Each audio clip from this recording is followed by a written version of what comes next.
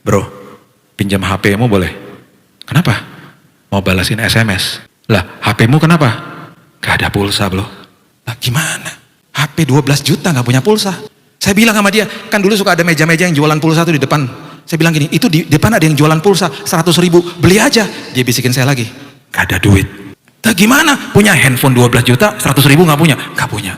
Pinjem HP saya, balesin SMS di bawah meja. Malu, gengsi sama teman-temannya.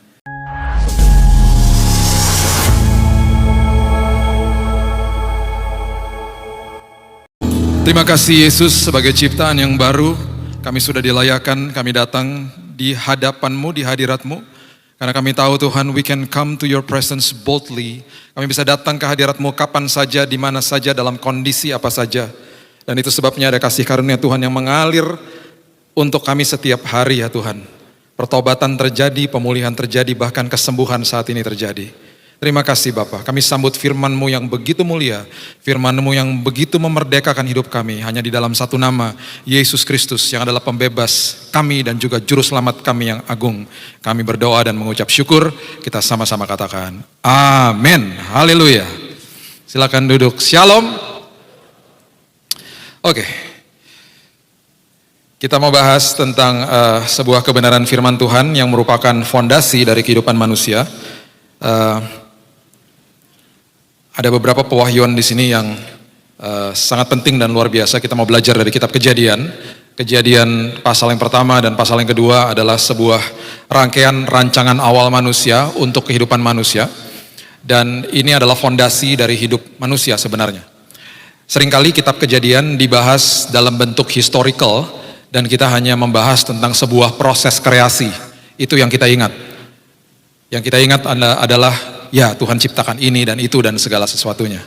Kita tidak sadar bahwa di dalam proses kreasi ada sebuah rancangan Tuhan yang begitu dalam dan ini adalah fondasi dari sebuah kehidupan. Karena kehidupan diciptakan semuanya ada di sini. Waktu Yesus bangkit dari kematian, juga di situ kita hanya mengerti bahwa oh, saya diberikan kehidupan kekal, dijamin kehidupan kekal kalau saya percaya. Kemudian saya dibebaskan dari dosa saya, diampuni, dihapuskan, dan seterusnya. Kita tidak sadar bahwa semua rancangan awal Tuhan yang pernah didistorsi oleh iblis di kitab Kejadian, di proses kreasi, dikembalikan ke dalam tangan manusia. Bahkan ada beberapa pewahyuan yang sangat-sangat penting untuk kita mengerti dan itu menjadi fungsi daripada kehidupan sebenarnya. Setiap kali kita berbicara soal rancangan dan kita berbicara soal fondasi, kita bisa melihat sebuah gedung misalnya. Sesuatu gedung bisa kelihatan sangat indah dari luar, tetapi bisa rapuh dari dalam karena fondasinya tidak baik dan tidak benar. Dan seringkali fondasi tidak kelihatan, bukan seringkali, memang selalu tidak kelihatan. Di Jakarta baru jadi gedung namanya Autograph Tower, 380 meter kalau nggak salah. Itu gedung tertinggi di Indonesia saat ini, 79 lantai atau berapa, 80 saya lupa lah. Pokoknya itu salah satu gedung tertinggi. Saya kalau mau pergi kemana-mana, apalagi saya tinggal di pusat, kalau mau pergi ke arah selatan atau ke barat, kalau diarahkan sama Google Map lewat Jalan Sudirman atau Tamrin, walaupun istri saya suka bilang ini lebih lama 4 menit atau 5 menit, saya lebih memilih itu. Karena saya suka lihat gedung-gedung. Saya suka lihat infrastruktur dan gedung yang indah-indah gitu ya. Surabaya juga memiliki banyak gedung yang bagus-bagus. Dan berbulan-bulan ketika gedung Autograph ini dibangun, saya hanya melihat sebuah tempat konstruksi yang tidak pernah muncul gedungnya. Karena rupanya menjadi gedung tertinggi itu membutuhkan fondasi yang begitu dalam dan membangun fondasi itu sangat mahal dan membangun fondasi itu memerlukan waktu yang cukup lama. Nah itu sebabnya ketika kita mengerti rancangan dan fondasi hidup manusia yang dibeberkan di dalam kitab Kejadian ini, kita mengerti bahwa ketika saya lakukan, ketika saya hidup di dalamnya, hidup saya maksimal. Ya. Ketika manusia keluar dari rancangan Tuhan, dari tempat atau dunia di mana Tuhan menciptakan manusia. Contohnya misalnya kita berusaha untuk hidup di dalam air, kita hanya bisa bertahan hidup di situ, karena itu bukan dunia kita. Kita memerlukan tangki oksigen untuk kita bertahan hidup. Itu sebabnya ketika manusia mau berusaha untuk hidup di dalam dosa, hidup di dalam kegelapan, alhasil yang terjadi adalah manusia terseok-seok di dalamnya. Saya punya rekan yang hidup di dalam perselingkuhan selama 12 tahun. Setiap minggu ke gereja. Bisa jalan di dalam kegelapan? Bisa. nggak ada damai, nggak ada sukacita, hidupnya dikejar-kejar dan nggak maksimal, dan akhirnya setelah bertobat betul-betul menyesal dan seperti membuang waktu yang begitu lama. Keluarganya hancur, semuanya hancur. Ketika kita masuk ke dalam sebuah ruangan, dari sebuah tempat yang terang, atau dalam sebuah ruangan yang tadinya terang tiba-tiba mati lampu, dalam hitungan 5 menit pertama, atau mungkin nggak usah 5 menit, 2 menit pertama kita nggak bisa lihat apa-apa. Tapi setelah itu kita mulai adjusted mata kita.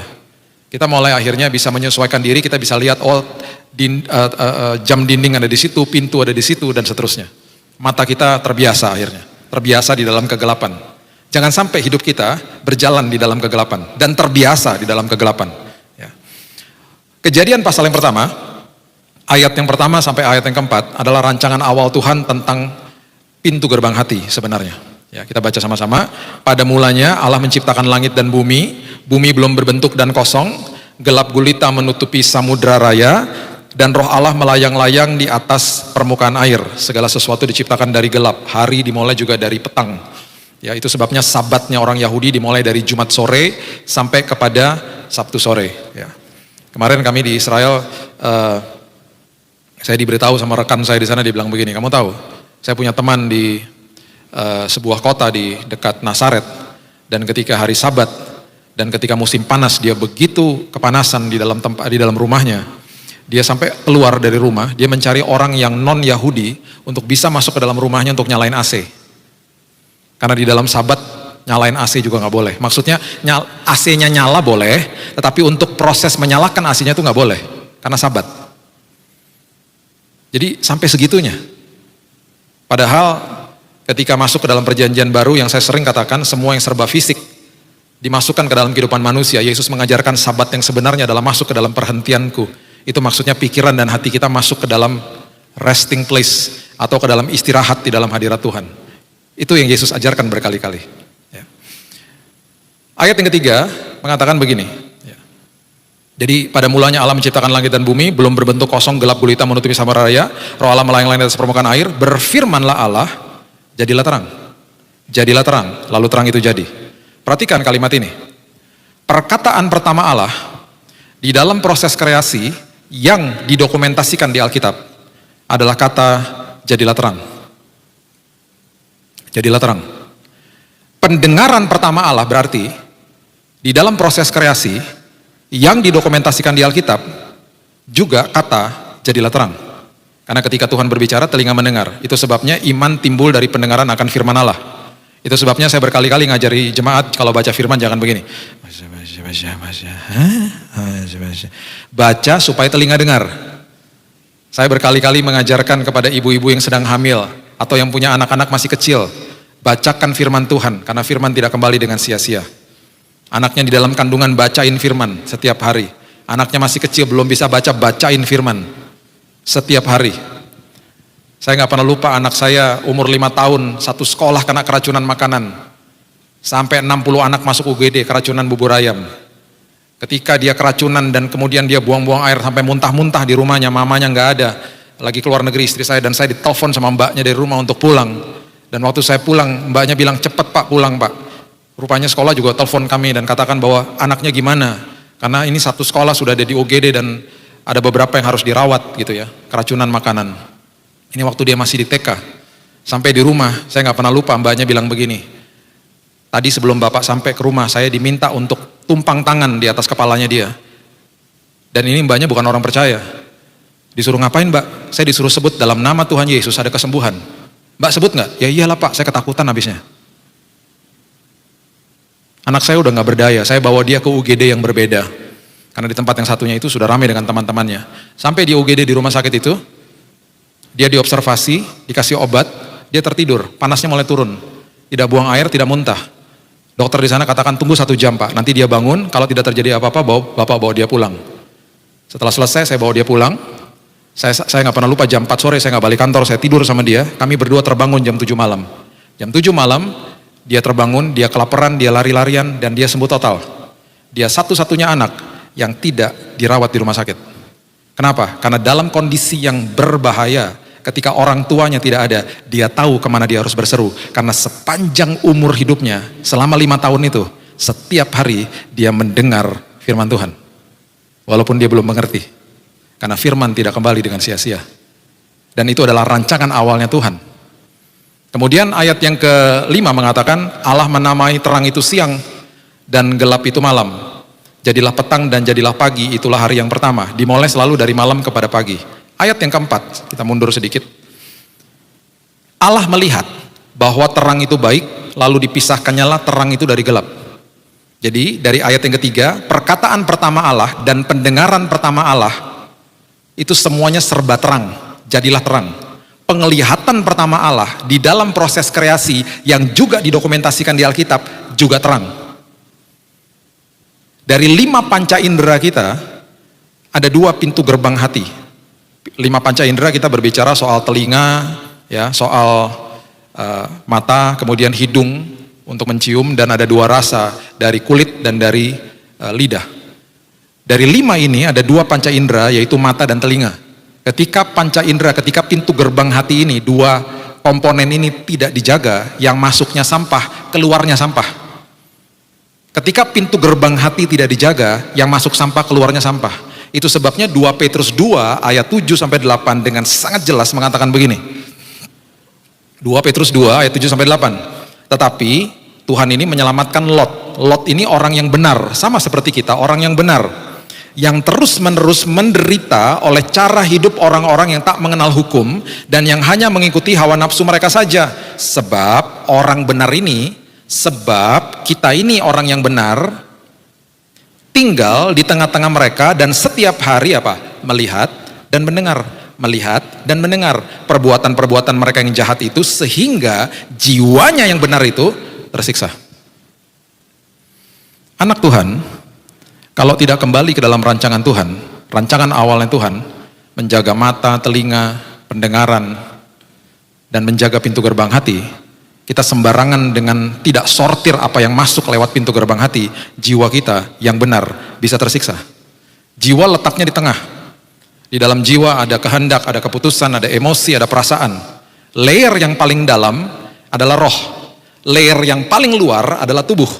Tubuh menyerap informasi, dimasukin ke dalam jiwa. Jiwa mengelola segala sesuatunya. Di dalam roh kita sudah diberikan sama Tuhan semua kebenaran firman. Ketika kita menerima Yesus sebagai juru selamat, itu sebabnya selalu roh kita menegur kita. Karena yang lahir baru rohnya. Rohnya terus menegur. Ayo jangan begitu ya, jangan lakukan itu. Tetapi ketika yang kita kasih makan jiwanya adalah sebuah hal-hal yang negatif, yang kita serap dan kita tidak sortir, akhirnya bertumpuklah sampah di dalam jiwa, di dalam pikiran dan hati. Ke-download semuanya ke situ. Dan ketika itu terjadi, walaupun orang benar, jiwa kita tersiksa akhirnya. Tersiksa, hidupnya betul-betul tidak enak. Ingat, jangan pernah lupa, waktu kita lahir baru, yang lahir baru rohnya. Dan waktu kita lahir baru, jiwa kita sudah penuh dengan sampah. Sekarang pilihan kita mau dikasih makan yang mana? Jiwanya mau dikasih makan terus dengan ketidakbenaran, dengan kebohongan iblis, atau kita mau kasih makan rohnya? Siapa yang dikasih makan lebih banyak, dia akan berkuasa. Mau hidup dipimpin sama roh, kasih makan rohnya sampai kenyang. Jangan kasih makan jiwanya terus sama kebohongan-kebohongan dan semua berita negatif. Yang terjadi adalah sampah akhirnya menjadi sebuah kehidupan yang keluar lewat apa? Perkataan dan tindakan. Karena input menentukan output.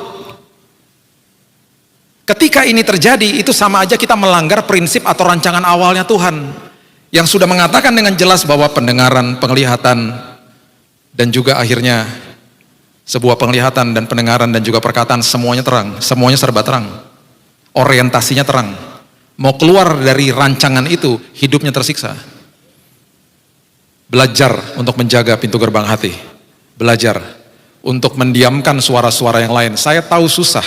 Kemarin hari Kamis kita membahas tentang bagaimana hidup untuk menjaga pintu gerbang hati. Dan kita belajar tentang bagaimana kita mulai dari sesuatu yang tidak enak karena selalu ada kuasa di tengah malam kehidupan seseorang. Tengah malam berbicara tentang masalah kehidupan. Dan justru di tengah-tengah malam, di dalam masalah yang begitu berat, kasih karunia Tuhan justru mengalir di situ, betul. Tetapi yang perlu kita jaga adalah, yang kita mengerti adalah saat ini kita nggak lihat Tuhan secara fisik. Kita nggak lihat Tuhan secara fisik. Dan kita selalu hanya diminta untuk mendengar suara Tuhan, dan itu harus menjadi pedoman dan menjadi kekuatan jangkar iman kita. Sulit memang. Itu sebabnya perjalanan ke Emmaus adalah transisi ketika Yesus yang baru bangkit dan akan naik ke sorga, dia membutakan kedua mata muridnya yang berjalan dengan dia, supaya menjadi pelajaran. Sebentar lagi mereka nggak akan lihat dia secara fisik. Apalagi kita. Yang kita dengar hanya suara, is only the voice yang kita dengar setiap hari. Lewat khotbah, itu pun juga harus kita sortir. Lewat pembacaan firman Tuhan, lewat kesaksian, dan juga lewat suara Roh Kudus, dan itu pun tidak audible. Sulit. Itu sebabnya ketika berjumpa dengan Thomas yang ragu-ragu, Yesus katakan begini, kamu melihat, makanya kamu percaya. Tetapi berbahagialah orang, atau diberkatilah orang, bahasa aslinya, yang tidak melihat, namun percaya. Siapa? Kita. Tidak melihat secara fisik, namun percaya. Itu sebabnya Amsal mengatakan, arahkan telingamu kepada ucapanku, simpan, dan jangan disimpan di tempat lain, disimpan di dalam hati. Karena semua firman suaraku itu ketika engkau simpan di dalam hati, itu sumber dari semua aspek kehidupanmu, all the issues of life. Jaga pintu gerbang hati, karena itu rancangan awalnya Tuhan. Yang kedua, kitab Kejadian berbicara soal identitas. Identitas. Kebenaran ini saya temukan di tahun 2005 di kamar tidur saya. Lagi belajar malam-malam jam 9 malam, dan saya nggak pernah lupa, saking saya senangnya, saya loncat dari tempat duduk saya sampai kejedok kaki saya. Istri saya sampai bilang, ada apa sih gitu. Saya nggak pernah lupa momen itu. Karena di saat malam hari itu Tuhan bilang begini sama saya, baca ulang, baca ulang. Apa sih Tuhan? Coba lihat Kejadian 1 ayat 26. Kita baca pelan-pelan, saya akan beritahu kepada kita sebuah pewahyuan yang luar biasa yang Tuhan berikan kepada identitas kita. Kejadian 1 ayat 26, mungkin sudah bosan bacanya ya, dan bahkan mungkin sudah hafal. Firman Tuhan katakan begini, berfirmanlah Allah, baiklah kita menjadikan manusia menurut gambar dan rupa kita, supaya mereka berkuasa atas ikan-ikan di laut, burung-burung di udara, atas ternak seluruh bumi, dan segala binatang melata yang merayap di bumi. Ya, kita udah mungkin bosan lah baca ayat ini ya. Oke, ayat ini dibagi dalam dua bagian. Ada kata supaya di situ. Supaya artinya therefore atau oleh sebab itu. Artinya adalah karena ada kata supaya, kalau tidak lakukan bagian yang A, kamu nggak bisa lakukan bagian yang B. Maksudnya gitu. Bagian yang pertama adalah berbicara soal ya Tuhan menciptakan manusia segambar dan serupa dengan Dia. Itu identitas manusia.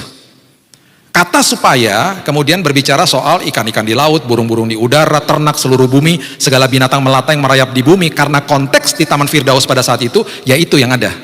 Dengan kata lain, Tuhan mengatakan begini, ini prinsipnya begini, kamu ngerti ya, identitasmu di dalam aku, serupa dan segambar, kalau kamu ngerti, kalau kamu paham, kalau kamu hidupi, kamu akan bisa menguasai kehidupan dan bumi, selagi kamu mengelola.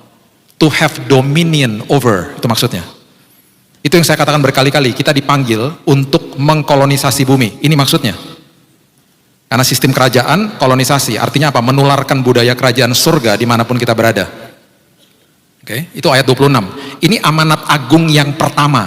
Bukan yang pertama lah, ini amanat agung lah. Yang Yesus juga berikan di perjanjian baru itu adalah derivatif daripada ini. Dikembangkan, diberikan kepada mereka di konteks perjanjian baru. Pergilah ke seluruh bumi. Beritahu tentang aku, baptislah mereka dalam namaku, dan seterusnya. Dimulai dari sini, ini akarnya, ini dasarnya di sini, kuasai bumi, kelolalah bumi. Tapi sebelum engkau mengelola hidupmu, mengelola kehidupan di sekitarmu, paham dulu siapa dirimu. Paham dulu bahwa identitasmu serupa dan segambar. Nah, ketika kita hanya membaca serupa dan segambar, kita bingung karena teologis banget, sangat teologis. Ini maksudnya apa ya serupa dan segambar? Bahkan ada yang berkata, apakah nanti kalau saya ketemu sama Tuhan, ya serupa dan segambar berarti ya kita mirip, Tuhan juga ada kupingnya, ada hidungnya, sama seperti saya. Ini lebih dalam sebenarnya, ini berbicara tentang nilainya manusia, tentang sumber sebenarnya. Ya. Sebelum kita dalami, kita mundur dulu ayat 11. Coba lihat ayat 11. Nanti kita balik lagi ayat 26, baru akan terbuka pewahyuan kita. Baca dulu ayat 11. Ayat 11 adalah proses di mana Tuhan menciptakan tumbuh-tumbuhan. Perhatikan kalimat ini. Berfirmanlah Allah, hendaklah tanah menumbuhkan tunas-tunas muda, tumbuh-tumbuhan yang berbiji, segala jenis pohon buah-buahan yang menghasilkan buah yang berbiji, supaya ada tumbuh-tumbuhan di bumi, dan jadilah demikian. Ini adalah proses di mana Tuhan menumbuhkan atau menciptakan atau mengkreasikan tumbuh-tumbuhan. Perhatikan kalimat di awal. Kepada siapa Tuhan berfirman ketika Tuhan menciptakan tumbuh-tumbuhan? Tuhan berfirman kepada tanah. Karena dia mengatakan begini, hendaklah tanah menumbuhkan tunas-tunas muda. Tuhan berfirman kepada tanah, hei tanah, keluarkan dan tumbuhkan tunas-tunas muda dan semua tumbuh-tumbuhan. Berarti sumber daripada tumbuhan adalah tanah. Karena Tuhan berfirman kepada tanah. Nah sekarang ketika tumbuh-tumbuhan dipisahkan dari sumbernya, dicabut dari tanah, mati nggak? Mati. Jadi kangkung rebus, jadi brokoli rebus, mati. Karena Tuhan berfirman kepada tanah. Kepada siapa Tuhan berfirman ketika dia menciptakan ikan-ikan di laut? Baca ayat 20. Ayat 20 mengatakan begini. Berfirmanlah Allah, hendaklah dalam air berkeriapan makhluk yang hidup, dan hendaklah burung berterbangan di atas bumi melintasi cakrawala. Dalam bahasa Inggris dengan lebih jelas dikatakan let the water produce. Biarkanlah air mengeluarkan dan menciptakan semua ikan-ikan atau makhluk yang berkeriapan di bawah air. Tuhan berfirman kepada air untuk menciptakan ikan-ikan yang ada di bawah air. Itu sebabnya semua ikan, semua binatang yang ada di bawah air, sumbernya adalah air. Ketika ketika ikan-ikan ini dipisahkan dari sumbernya, dipisahkan dari air, mati nggak? Mati. Jadi gurame bakar, jadi sushi. Betul? Kepada siapa Tuhan berfirman ketika dia menciptakan binatang melata dan binatang liar? Coba baca ayat 24. Ayat 24 mengatakan begini, berfirmanlah Allah, hendaklah bumi, Tuhan berfirman kepada bumi, hendaklah bumi mengeluarkan segala jenis makhluk yang hidup, ternak dan binatang melata dan segala jenis binatang liar, dan jadilah demikian. Tuhan berfirman kepada bumi ketika dia menciptakan binatang liar dan binatang melata. Jadi sumber daripada binatang liar dan binatang melata apa? Bumi.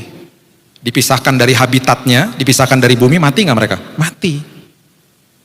Nah sekarang timbullah pertanyaan yang paling penting. Kepada siapa Tuhan berfirman ketika dia menciptakan saudara dan saya? Coba baca lagi ayat 26, bacanya pelan-pelan. Ini yang membuat saya loncat dari kursi saya. Baca ayat 26, baca pertamanya aja. Bagian pertamanya. Firman Tuhan katakan begini. Berfirmanlah Allah, baiklah siapa? Katakan dengan keras, 1, 2, 3. Kita. Baiklah siapa dengan keras? Kita. Baiklah kita menjadikan manusia menurut gambar dan rupa kita. Perhatikan pewahyuan ini. Tuhan tidak berfirman kepada tanah, Tuhan tidak berfirman kepada air, Tuhan tidak berfirman kepada bumi, bahkan Tuhan tidak berfirman kepada debu yang merupakan bahan baku kita ketika kita diciptakan. Tuhan berfirman kepada dirinya sendiri ketika kita diciptakan. Berarti sumber daripada kita siapa? Tuhan, bukan debu, bukan tanah. Itu bahan baku. Sumbernya kita adalah Tuhan. Berani-berani terpisah dari sumbernya, mati nggak? Mati. Maksimal nggak? Nggak maksimal, mati. Let us make man. Itu bahasa aslinya. Baiklah kita, Allah Tritunggal, menciptakan manusia. Dia berfirman kepada dirinya sendiri. Itu sebabnya serupa dan segambar itu merupakan sebuah nilai yang tidak ada tandingannya. Kalau kita ngerti itu, gambar diri kita tidak lagi didistorsi oleh iblis. Orang yang tidak mengenal identitas di dalam Tuhan, hidupnya akhirnya gengsi atau minder. Berusaha membuktikan dirinya dengan orang lain dan kerap kali banding-bandingin dengan orang lain. Dari sisi materi, jabatan, harta, dan seterusnya.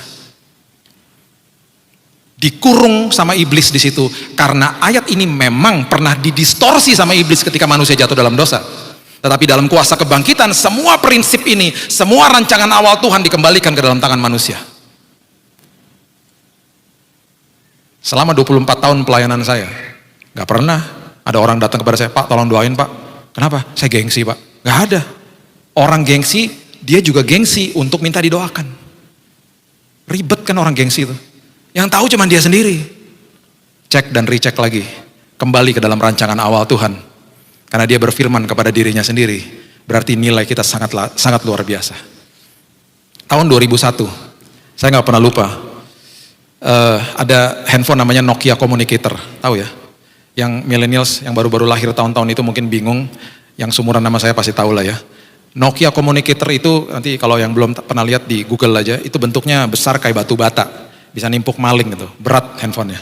Tapi itu merupakan transisi dari handphone yang biasa yang hitam putih menuju kepada nantinya handphone yang berwarna. Saat tahun 2001 nggak ada cicilan bank, nggak ada Tokopedia. Yang ada orang kalau beli itu orang harus betul-betul punya uang. Saya nggak pernah lupa harganya 12 juta. Teman saya yang baru masuk ke dalam sebuah pekerjaan, gajinya juga pas-pasan, bilang sama saya begini, gue mau beli Nokia Communicator. Saya bilang buat apa? Buat apa paksain diri? Dia bilang perlu, Saya curiga, saya bilang buat apa? Kamu kan cuma perlu terima, waktu itu belum ada WhatsApp, kamu cuma perlu terima SMS, balesin SMS sama telepon, selesai. Nggak ada aplikasi-aplikasi saat itu, belum ada BlackBerry. Iya sih, tapi aku perlu nanti biar buat email segala macam. Buat apa di kantormu banyak ada fasilitas kok? Ngapain paksain diri? Kamu dapat uang dari mana? Aku mau pinjam uang sama teman nanti balikin sama bunganya. Tiba-tiba akhirnya dia ngaku, dia bilang gini, malu. Abisnya teman-teman yang lain udah pada punya. Kalau ngumpul-ngumpul aku sendiri yang nggak punya. Gengsi. Akhirnya di satu kesempatan saya lagi makan malam sama teman-teman dan ada dia juga. Saya duduk di restoran itu sebelah nama dia, tiba-tiba Nokia Communicator-nya udah dibeli, ditaruh di atas meja. Sengaja kasih lihat yang lain, wah udah beli ya, luar biasa, dibuka sama dia. Bagus memang, panjang, peralihan dari handphone yang zaman dulu itulah. Saya bisikin sama dia, kamu udah beli toh? Udah, bagus ya? Oh ya bagus, saya bilang gitu. Saya bisikin lagi, pinjam duit? Iya. Ngawur kamu. Dapat SMS, dia bilang tuh, SMS-nya bagus ya, tulisan-tulisannya, iya. Tiba-tiba dia bisikin saya, bro, pinjam HP-mu boleh? Kenapa? Mau balasin SMS. Lah, HP-mu kenapa? Gak ada pulsa, bro. Lah, gimana? HP 12 juta gak punya pulsa. Saya bilang sama dia, kan dulu suka ada meja-meja yang jualan pulsa tuh di depan. Saya bilang gini, itu di depan ada yang jualan pulsa 100.000, beli aja. Dia bisikin saya lagi, gak ada duit. Lah gimana? Punya handphone 12 juta, 100.000 gak punya? Gak punya. Pinjem HP saya, balesin SMS di bawah meja, malu, gengsi sama teman-temannya. HP-nya 12 juta ditaruh di atas meja, pulsa nggak punya, balesin di bawah meja. Nggak lama setelah itu handphonenya dijual, rugi besar, gengsi. Itu hal kecil loh, tapi jadi besar. Jadi sebuah keputusan yang akhirnya membuat orang itu rugi sendiri. Pergi sama teman saya ke hotel Grand Hyatt di Jakarta satu hari. Ini teman yang lain lagi, pakai mobil Daihatsu Verosa dan sangat butut Daihatsunya. Kami berdua mau pergi ke perkawinan teman, udah telat datangnya. Saya bilang buruan yuk, nanti mempelainya ke atas masuk kamar kita udah nggak ketemu nanti. Udahlah, kita sampai di lobi itu semua orang udah mau bubaran, lagi nunggu depan lobi, lagi nunggu valet lah segala macam. Saya bilang sama dia gini, udah mobilmu valet aja supaya kita cepat masuk ke dalam. Enak aja katanya gitu. Kenapa? Kamu kan enak udah nikah, aku kan masih jomblo. Aku keluar dari mobil butut begini, banyak cewek-cewek cantik, jatuh pasaranku. Ya, jatuh pasaran. Emangnya stok market kamu? Turun aja. Dia bilang gitu, turun aja ke basement, udah beres. Turun ke basement, cari parkiran sampai lama karena lagi bubaran. Untung masih ketemu mempelainya. Gengsi. Itu yang tahu cuma diri sendiri loh kadang-kadang. Gambar dirinya dirusak sama iblis. Hati-hati Bapak Ibu. Karena rancangan kita begitu dahsyat di dalam Tuhan. Serupa dan segambar. Ayat 29, poin yang ketiga. Firman Tuhan katakan begini. Lihatlah, aku memberikan kepadamu segala tumbuh-tumbuhan yang berbiji di seluruh bumi. Segala pohon-pohonan yang buahnya berbiji. Itulah akan menjadi makananmu. Rancangan Tuhan yang ketiga, ya, itu tentang provisi kehidupan. Hari esokmu sudah aku tanggung. Aku sudah menyiapkan untukmu ya, semua tumbuh-tumbuhan yang berbiji, pohon-pohon yang ada buahnya berbiji, itu semuanya konteksnya pada saat itu, untuk apa dinikmati, untuk dimakan, itu untuk kebutuhanmu sehari-hari. Masuk ke dalam perjanjian baru, diperjelas, dipertajam sama Yesus. Engkau adalah ranting, aku pokok anggur, Bapakku adalah pengusaha. Kamu nggak usah berusaha jadi ranting. Ketika kamu terima aku sebagai juru selamat, kamu melekat kepada aku.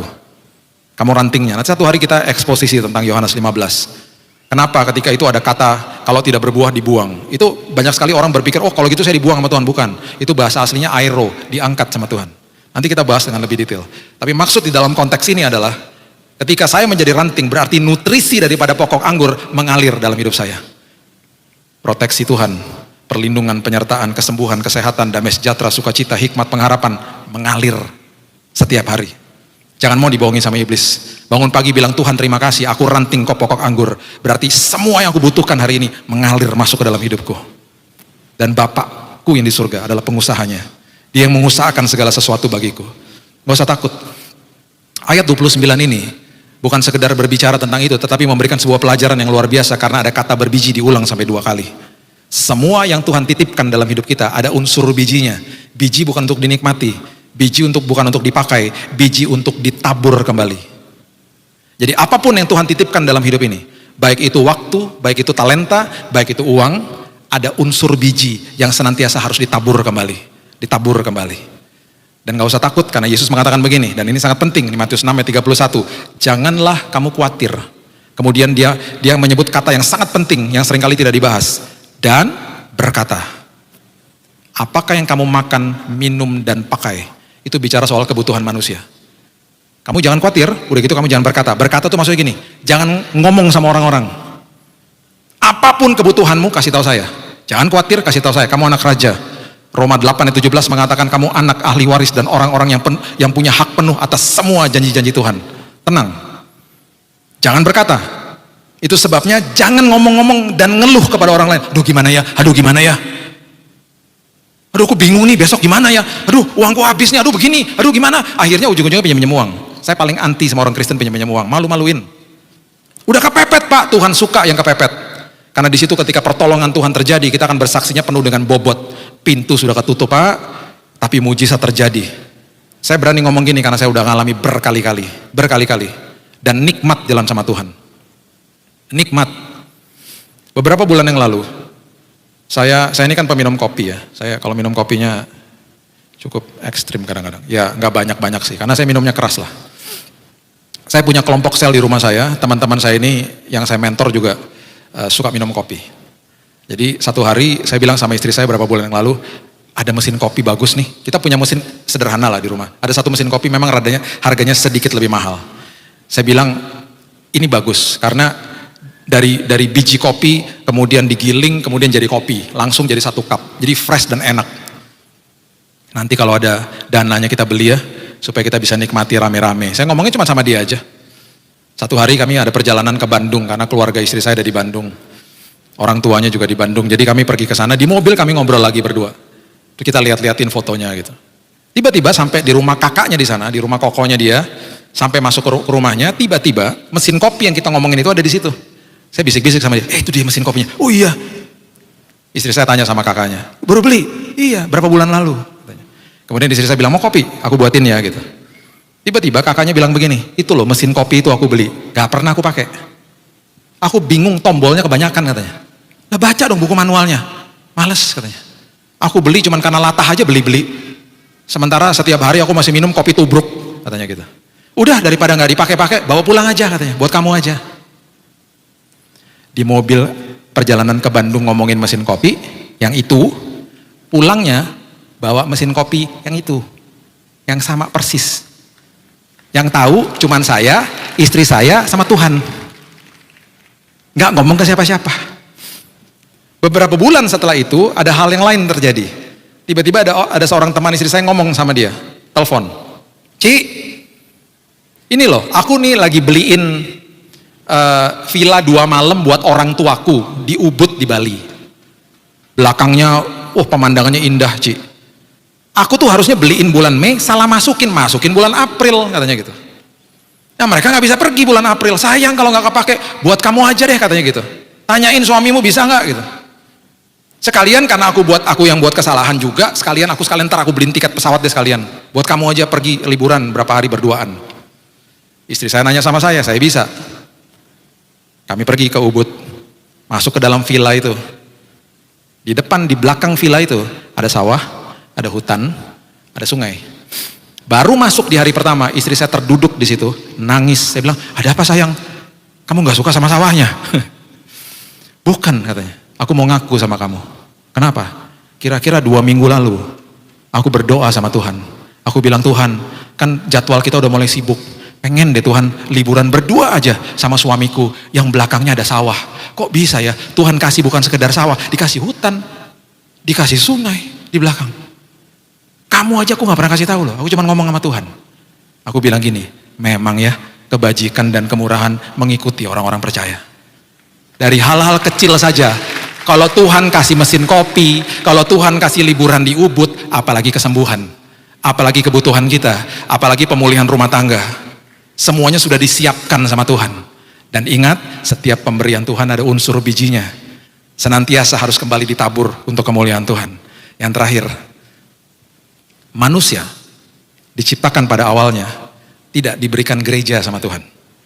Manusia diberikan sebuah tempat yang sangat kudus, yaitu tempat pekerjaan sebenarnya. Ya, coba lihat Kejadian pasal yang kedua, ayat yang kelima. Firman Tuhan katakan begini. Belum ada semak apapun di bumi, belum timbul tumbuh-tumbuhan apapun di padang, sebab Tuhan Allah belum menurunkan hujan ke bumi. Dan belum ada apa? Orang untuk mengusahakan tanah itu. Belum ada semak, belum ada tumbuh-tumbuhan, Tuhan tidak menurunkan hujan karena belum ada orangnya, karena belum ada pengelolanya. Manusia pertama kali diciptakan langsung diberikan sebuah tempat untuk dia berkarya. Perhatikan prinsip ini baik-baik. Tadi malam saya nggak punya banyak waktu, saya harus singkatkan ini. Tadi malam kita bahas di Dewasa Muda tentang prinsip ini dengan sangat detail. Itu pun juga nggak habis tadi malam. Oke, perhatikan ini baik-baik. Kita diciptakan untuk mengelola hidup ini. Apakah bahan dasar daripada HP kita yang begitu canggih dan semua yang kendaraan Bapak Ibu yang ada di luar sana, apakah bahan dasarnya waktu zaman itu sudah ada di dalam bumi? Ada. Tapi manusia belum terbuka pikirannya. Manusia generasi demi generasi akhirnya menemukan unsur-unsur yang sudah tersedia, bahan baku di bawah bumi ini untuk dirangkaikan, untuk digabung, untuk di mix dan segala macam. Akhirnya timbullah barang-barang, timbullah teknologi, senyawa-senyawa dicampurkan dari generasi diwariskan ke generasi berikutnya, dan hidup kemanusiaan ini, peradaban ini makin canggih akhirnya. Apakah bahan dasarnya sudah ada dari dulu? Sudah ada. Itu sebabnya Tuhan terus bilang apa? Terus kelola bumi, terus kelola hidupmu. Manusia diciptakan gak pernah dikasih surga di awal, dikasihnya bumi untuk dikelola, dan hidup ini untuk dikelola. Itu sebabnya berkali-kali saya katakan kita ini pengelola yang hebat di dalam Tuhan, bukan pemilik. Jadi semak itu menggambarkan apa? Ketidakberesan di dalam dunia ini harus dikelola. Tumbuhan menggambarkan apa? Apa yang sudah indah harus dibuat apa? Dirawat. Itu maksudnya. Tuhan tidak mau menurunkan hujan karena belum ada manusianya. Nah, kemudian manusia diciptakan. Manusia diciptakan laki-laki atau perempuan dulu? Ayo, pria dulu toh. Nah, ini prinsip yang terakhir. Perhatikan ini baik-baik. Ayat yang ke-15, firman Tuhan katakan begini. Tuhan Allah mengambil manusia itu. Manusia itu adalah pria itu, bukan wanita loh. Ini pria maksudnya. Pria itu. Dan menempatkannya dalam Taman Eden. Eden artinya hadirat Tuhan. Oke, Eden is the presence of God, hadirat Tuhan. Kemudian setelah ada di dalam hadirat Tuhan, pria ini disuruh apa sama Tuhan? Fungsi yang kedua, mengusahakan dan memelihara taman itu, berkarya, kerja, ngerti purpose-nya, ngerti tujuan hidupnya. Ada dalam hadirat Tuhan, kemudian berkarya untuk Tuhan. Makanya besok, hari Senin, masuk ke dalam tempat pekerjaan kita. Itu tempat kudus. Seringkali kita berpikir gini, saya lagi nyembah Tuhan di dalam gedung gereja, besok saya masuk ke tempat pekerjaan itu dunia yang berbeda. Salah total. Seringkali di dalam gereja dikatakan apa? Pergilah misi ke daerah-daerah pelosok-pelosok. Betul, gak apa-apa dan bagus. Tetapi 70% dari waktu kita buang dan kita luangkan di tempat pekerjaan kita, baik itu kerja sama orang atau usaha kita. Dan kita lupa bahwa itu sebenarnya adalah ladang misi. Karena sejak awal manusia diciptakan, manusia diberikan tempat pekerjaan sama Tuhan. Karena harus mengelola hidup, mengelola bumi. Ketika kita mengerti prinsip ini, besok hari Senin ketika masuk kerja, kita nggak akan kejar gaji lagi. Kita kejar maksud dan tujuan Tuhan. Kenapa saya ada di sini? Saya nggak suka Pak di tempat ini. Saya nggak cocok sama atasan saya dan seterusnya dan seterusnya. Ingat, kita berlian di hadapan Tuhan. Dan ambil keputusan untuk tetap berkilau di tengah-tengah sampah walaupun. Karena Tuhan punya maksud kita ada di situ. Mungkin cuma musim ini Tuhan bawa ke musim yang lain. Tetap berkilau karena kita kerja buat kerajaan surga. Bukan buat siapapun yang ada di muka bumi ini. Itu titipan Tuhan hanya. Ketika terus berkilau di tengah-tengah sampah, pasti ada yang lihat. Karena menonjol sendiri toh. Diambil, dipindahkan ke tempat yang lebih layak. Kenapa? Karena promosi selalu datang daripada Tuhan. Selalu begitu. Itu sebabnya kalau kita mengerti prinsip ini, kita nggak akan katakan ini lagi, I hate Monday, I don't like Monday.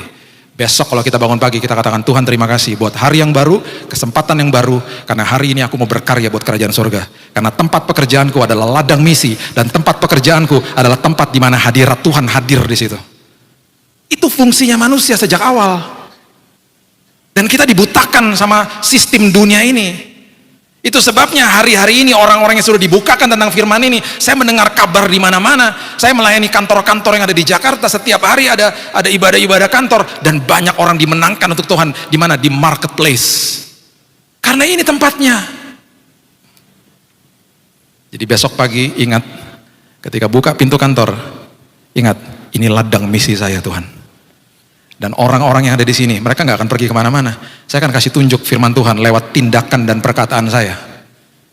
Hari ini, hari esok, minggu depan, dan seterusnya. Nah, mereka akan lihat Yesus dalam hidupku. Ini tempat sekolah kehidupan bagi saya. Saya digosipin, saya diperlakukan tidak baik dan segala macam. Ini kesempatan sekolah kehidupan bagi saya. Untuk saya belajar kasih, belajar mengampuni, belajar integritas, tidak curi waktu, dan seterusnya. Karena ini tempat kudus Tuhan. Dan kemudian fungsi yang ketiga yang diberikan kepada pria apa? Dikatakan begini ayat yang ke-16 dan 17. Lalu Tuhan Allah memberi perintah ini kepada manusia. Semua pohon dalam taman ini boleh kau makan buahnya dengan bebas. Tetapi pohon pengetahuan tentang yang baik dan jahat itu janganlah kau makan buahnya. Sebab pada hari yang kau memakannya pastilah kau mati. Itu adalah instruksi daripada Tuhan. Kepada siapa? Awalnya bukan wanita, pria. Fungsi daripada pria. Diberikan hadirat Tuhan, harus ada dalam hadirat Tuhan. Diberikan tempat berkarya dan harus berkarya untuk Tuhan. Yang ketiga, harus mengerti firman Tuhan untuk nantinya dibagikan kepada istri dan anak-anaknya. Itu sebabnya timbul ayat terakhir ini, ayat 18. Dan ini ayat sering kali dimutilasi sama orang. Ayat 18 mengatakan begini, tidak baik kalau manusia itu seorang diri saja. Aku akan menjadikan penolong baginya yang sepadan dengan dia. Wanita mengerti dan akhirnya masuk ke dalam prinsip ini juga. Penolong baginya. Kata yang paling penting di ayat 18 ayat terakhir ini adalah kata itu. Itu. Kenapa? Karena gini. Ya, saya tutup dengan ini. Pria itu maksudnya pria itu tidak baik kalau dia seorang diri. Pria yang mana? Pria yang ada dalam hadirat Tuhan, pria yang berkarya, pria yang ngerti firman Tuhan. Pria seperti itu nggak baik kalau seorang diri. Nah, paham kan? Semua bapak-bapak yang nanti akan didatengin sama calon mantu yang mau ngelamar anaknya, dan juga para wanita yang jomblo didatengin sama pacarnya yang mengatakan bahwa kamu nggak baik kalau seorang diri. Yang memutilasi ayat ini bahaya. Jadi ini saya ajarin. Gak baik kalau seorang diri. Datang juga ke hamba Tuhan juga nggak tahu, Pak Pendeta, ini kita nggak baik seorang diri. Nikahkan kami Pak. Oh ya betul. Ngawur itu. Harus tanya 3 hal ini dulu. Ya orang tua, ingat ya, ada yang ngelamar anaknya ngomong gini. Kamu melamar anak saya, kamu ada dalam hadirat Tuhan nggak? Belum Om. Tapi nanti saya janji Om. Iya Om, nanti ya Om ya. Kamu udah berkarya untuk Tuhan. Kamu ngerti prinsip hidupmu, purpose hidupmu, tujuan hidupmu. Belum Om, lagi cari-cari Om. Kamu ngerti firman Tuhan, nanti kamu harus ajarin anak-anakku dan anak-anakmu nantinya. Baru mau belajar Om, ini baru mau daftar FA. Nah, karena kamu belum ada dalam hadirat Tuhan, kamu belum berkarya, kamu belum mengerti, kamu gak ngerti firman Tuhan, lebih baik kamu seorang diri. Terima kasih, goodbye. Tetapi sebaliknya, kamu dalam hadirat Tuhan, oh iya Om, udah lama Om, cinta Tuhan lahir baru udah lama Om. Ibadah jam 1:30 Om kalau diingin dan rajin Om. Waktu pandeminya saya nongkrong di depan Om, walaupun gereja ditutup Om. Saking saya cinta sama Tuhan Om, hadirat Tuhan terus Om, pokoknya Om, tenang Om. Yang kedua, Kamu udah berkaya? Oh sudah om, udah lama om, kerja saya ulet om, mulai dari OB terus saya setia om, sekarang naik terus jadi manajer om. Kamu ngerti firman Tuhan? Oh ngerti om, 15 tahun ketua FA om. Nah, karena kamu memenuhi kriteria itu, kamu memang tidak baik seorang diri, segera menikah sama anak saya. Amin? Dapat kuncinya? Tanya 3 pertanyaan ini, sama siapapun yang mau menikah. Dan jangan pernah memutilasi ayat ini lagi. Karena ini prinsip kerajaan. Ya siapapun itu.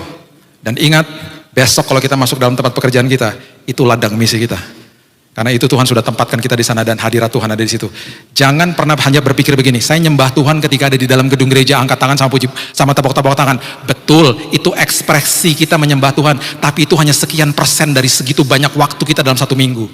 Dari Senin sampai Jumat, kita ada di tempat berkarya kita. Itu tempat penyembahan kita. Belajar hari ini untuk dilakukan esok hari. Berikan tepuk tangan kita untuk Tuhan kita. Bapak terima kasih, hamba-Mu stop sampai di sini Tuhan. Tapi firman Tuhan terus berkumandang di dalam hati kami. Kami belajar tentang prinsip kerajaan, kami belajar Tuhan tentang rancangan awalnya Tuhan bagi hidup manusia. Dan itu merupakan fondasi dari hidup kami. Kami mau fondasi kami dibenarkan Tuhan, supaya kehidupan kami ini makin kuat, makin kokoh di dalam Tuhan. Meteraikan firman ini Tuhan, ajari kami untuk menjaga pintu gerbang hati kami, mengerti identitas kami, tahu bahwa profesi Tuhan itu adalah ya dan amin. Dan terlebih lagi Tuhan, kami mengerti sekarang bahwa tempat pekerjaan kami Tuhan adalah ladang misi kami, tempat di mana Tuhan memanggil kami untuk menyembah Tuhan di dalam situ, untuk terus menularkan budaya kerajaan sorga dimanapun kami berada. Terima kasih Bapa, hanya di dalam nama Tuhan Yesus kami sudah berdoa dan kami sudah menerima firman kebenaran, dan kami akan menjadi orang-orang yang lebih daripada pemenang. Mari kita sama-sama katakan amin. Tuhan berkati.